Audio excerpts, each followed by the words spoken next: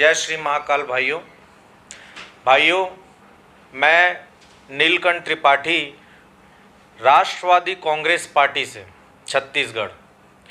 भाइयों, जैसा कि आपको ज्ञात होगा कि अभी विधानसभा सत्र में सभी पक्ष विपक्ष विधायकों द्वारा एक प्रस्ताव पारित किया गया था, जो विधायकों का पेंशन और यात्रा भत्ता को लेकर के जो वृद्धि की गई थी, बढ़ाया गया था, जिसमें राष्ट्रवादी कांग्रेस पार्टी ने आपत्ति जताई थी। राष्ट्रवादी कांग्रेस पार्टी ने इसलिए आपत्ति जताई क्योंकि अभी कोरोना जैसी महामारी जो फैली हुई है छत्तीसगढ़ में, इस समय सबसे ज़्यादा पैसे की आवश्यकता जो मध्यम वर्गीय हो या गरीब वर्ग का हो उसको आवश्यकता है। यहाँ के मेडिकल को, सब चीज़ को लेकर के इसमें हमारे यहाँ की जो सरकार है छत्तीसगढ़ शासन की, उनको वहाँ पे ध्यान देना चाहिए। तो ये इनकी चिंता विधायकों की पेंशन बढ़ाने में अत्यधिक रही है। भाइयों, जब मीडिया के द्वारा कांग्रेस के नेता से पूछा गया कि एनसीपी के नेता नीलकंठ त्रिपाठी ने विधानसभा सत्र में विधायकों के द्वारा विधायकों का पेंशन और यात्रा भत्ता बढ़ाया गया है, उसमें आपत्ति जताई है, तो इस विषय में आप क्या कहना चाहते हैं? तो कांग्रेस के नेता का यही जवाब आया कि एनसीपी का कोई जनाधार नहीं है, तो एनसीपी को कोई औचित्य नहीं ये आपत्ति जताने का। ठीक है, आपके हिसाब से एनसीपी का कोई जनाधार नहीं तो कोई औचित्य नहीं, एनसीपी के विधायक नहीं, एनसीपी के पार्षद नहीं, इसलिए एनसीपी आपत्ति नहीं उठा सकती।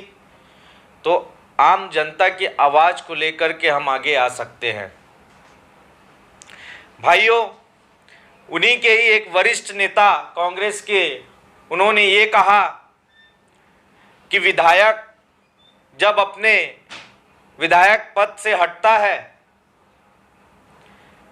तो उनकी दयनीय स्थिति बहुत खराब हो जाती है। उनकी आर्थिक स्थिति इतनी खराब हो जाती कि वो अपने परिवार को चलाना उनको मुश्किल हो जाता है।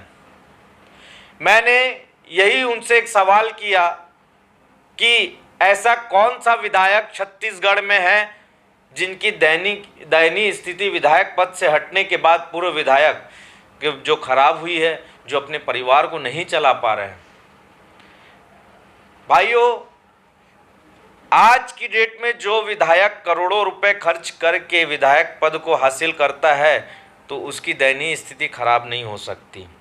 मैंने कुछ डिटेल निकाले थे जो विधायकों के पेंशन और उनकी सैलरी को लेकर के था, जिसमें ये था कि लगभग विधायक करोड़पति अरबपति हैं। जब लगभग विधायक करोड़पति हैं तो कैसे इनकी दयनीय स्थिति खराब हो सकती है? या तो फिर वे अपने जो करोड़ों की संपत्ति है वो जनता के पीछे लुटा देते हैं, समाज सेवा में पूरा खर्च कर देते हैं, इस कारण से इनकी दयनीय स्थिति खराब होती होगी। ये समझ से तो परे है। तो भाइयों, आइए हम आते हैं विधायकों का जो वेतन। विधायकों का वेतन मेरे पास जो आया है, भाजपा शासित जब सरकार थी यहाँ छत्तीसगढ़ में, उस समय भी उनका पेंशन बढ़ाया गया था, वेतन बढ़ाया गया था, यात्रा भत्ता बढ़ाया गया था। तो इनका जो अभी वर्तमान में इनका था वेतन, मुख्यमंत्री का 1,35,000 रुपये प्रति माह का वेतन है, मंत्री का 1,30,000 रुपये, संसदीय सचिव का 1,21,000 रुपये, विधानसभा अध्यक्ष का 1,32,000 रुपये, विधानसभा उपाध्यक्ष का 1,28,000 रुपये, नेता प्रतिपक्ष का 1,30,000 रुपये और जो विधायक बन के आते हैं उनका 1,10,000 रुपये। ये एक इनका वेतन है। उसके अलावा 20,000 रुपये बेसिक सैलरी, 30,000 रुपये निर्वाचन क्षेत्र भत्ता, 5,000 रुपये टेलीफोन भत्ता, 15,000 रुपये अर्दली भत्ता, 10,000 रुपये चिकित्सा भत्ता, 4 लाख रुपये सालाना यात्रा भत्ता, ये अभी वर्तमान के विधायकों का है। मतलब एक विधायक को 4 से 5 लाख रुपए का वेतन मिलता है, पूरे यात्रा भत्ता से लेके चिकित्सा भत्ता ये सबको मिला करके एक विधायक को। अच्छा, अब आते हैं हम पूर्व विधायक जिनकी दयनीय स्थिति खराब है बोलते हैं। जब इनका 5 लाख रुपए, 4 से 5 लाख रुपए का अनुमानित इनका जब वेतन है तो सालाना इनका 50 लाख के आसपास पहुंचता है वेतन। अब 5 साल में ये इनका करीबन 2.5 से 3 करोड़ के आसपास का ये सैलरी ले चुके रहते हैं। उसके बाद भी इनका रोना रहता है कि जब विधायक अपने विधायकी पद से हट जाते हैं तो ये इनकी दयनीय स्थिति खराब हो जाती है। ये सब बोलने की बात है भाइयों, विधायकों की चिंता कर रहे हैं। बेरोजगार युवा जो यहाँ पे अभी भटक रहे हैं, आंदोलन कर रहे हैं, तो उनके ऊपर FIR दर्ज करा दिया जा रहा है, जैसे कि अभी शिक्षा कर्मियों के ऊपर हुआ। वैसे जो भी आप युवा भाई अपना जीवन अर्पित कर देते हो इन विधायकों के पीछे, विधायकों को जिताने में, और ये विधायक देख लीजिए कैसे अपने जेब को भरते हैं। ये तो एक इनका लीगल जो मिलता है वेतन वो है, उसके अलावा भी बहुत से इनको पैसे वगैरह मिलते हैं। फिर भी इनका यही रोना है कि विधायकों की दयनीय स्थिति खराब हो जाती करके इनको बढ़ाना पड़ता है। तो भाइयों, जब विधायकों की दयनीय स्थिति खराब हो सकती है तब फिर पुलिसकर्मी, शासकीय कर्मचारी, इनके बारे में भी सोचें। शासकीय कर्मचारी जब रिटायर्ड होकर के अपने घर में बैठ जाता है तो सबसे ज़्यादा दयनीय स्थिति उनकी खराब रहती है। उनका भी पेंशन भत्ता बढ़ाना चाहिए, उनको ज़्यादा जरूरी है। परंतु खैर, विधायकों का इसलिए भी चिंता करते, करोड़ों रुपए खर्च करके जब आते हैं जीत करके विधायक पद से, तो उनका यही रहता है कि जितना हमने 2 से 3 करोड़ 10 करोड़ रुपए खर्चा किया विधायक बनने के लिए, तो पहले उसको तो हम अपना सेव कर लें।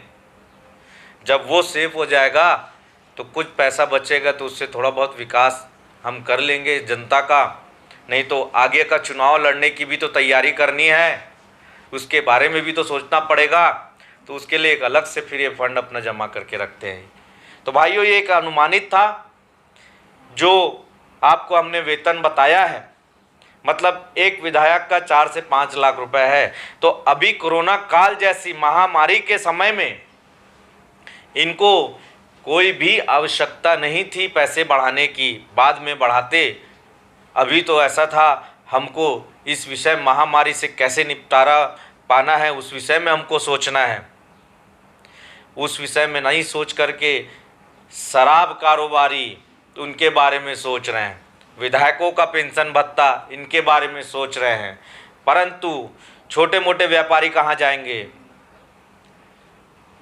शासकीय कर्मचारी कहाँ जाएंगे, इनके बारे में विचार करें।